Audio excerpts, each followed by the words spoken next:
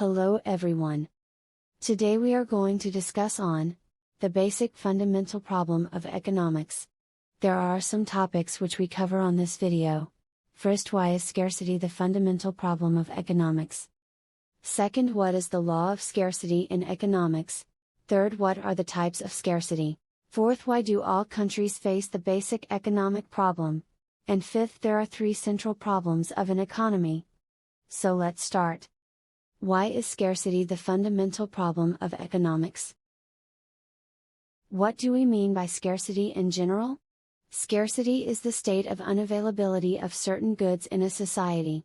In economics, scarcity means limitations that imply inadequacy or insufficiency in goods, resources and capacities through which desired goals are achieved. It is considered to be a basic economic problem. It is a situation that makes people take responsibility and make wise decisions so that they can divide resources accordingly and make the best use of them in order to fulfill their basic needs. What is the law of scarcity in economics? The entire concept of economics is based on one principle, the law of scarcity. The law of scarcity is based on the nature of human beings. Humans are never satisfied with what they have, their wants are infinite. It is obvious that all the wants of human beings cannot be met because there are not enough resources available all the time. So, scarcity is the result of the never-ending wants of people and insufficient availability of the resources, and it is the reason behind creating economic systems. If there were no trade systems and people could have whatever they wanted, the resources would disappear soon and we all would die. So, for allotting limited resources to the people equally, a trading system takes place with currencies coming into the picture. Currency has become the most valuable thing in a society. When we have something that we do not want much, we trade them so that we can have things that we do not have but we need. There are two types of scarcity in economics. First, limited resources, and time, and second, virtually unlimited human wants. This picture will help you to understand the scarcity in economics. What are the types of scarcity? There are the four types of scarcity. First, economic scarcity. Second, physical scarcity. Third, scarcity as quality of resource. Fourth, geopolitical scarcity. Economic scarcity. The scarcity of resources depends upon demand and supply. When the supply of a resource decreases, the price of that resource drives up, making it economically possible to bring new supplies into the market. Physical scarcity. Physical scarcity is something that is caused by the physical world, example, water, oil, land, etc. When we have a limited resource, scarcity depends on the demand and availability of the resource. Scarcity as quality of resources. This is a type of scarcity that does not have anything to do with demand, supply or economy. It is the non-market scarcity.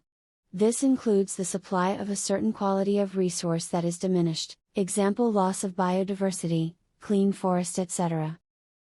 Geopolitical scarcity. Geopolitics is the relation between political processes and geopolitical settings. There are groups such as national or organizational can maintain or control the supply of some resources for achieving economic or political ends. Why do all countries face the basic economic problem?